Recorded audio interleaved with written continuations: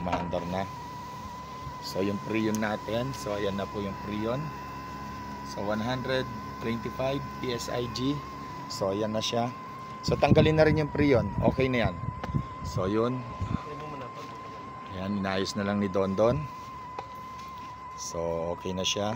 So pinatong-patong lang namin. Tanggalin mo na. Pinatong-patong lang namin ng ganyan kasi sabi ng may-ari, papalagyan naman nila ng bakal yan or papasimentohan daw.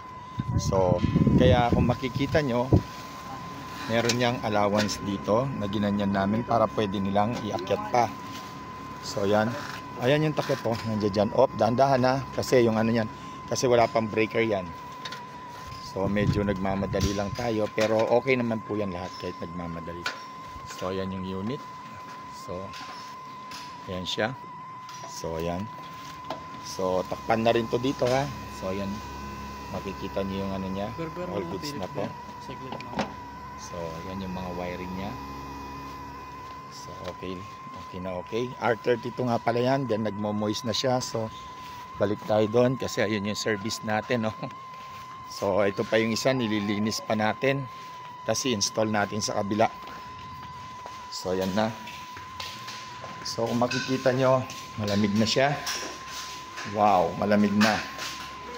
So ayan. Dahan-dahan yung wire ha. Dahan-dahan ha.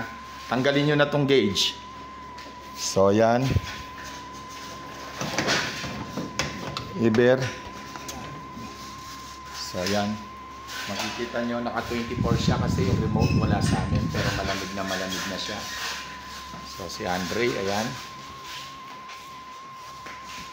So sasara na lang natin yung mga bintana para maramdaman natin yung lamig niya. So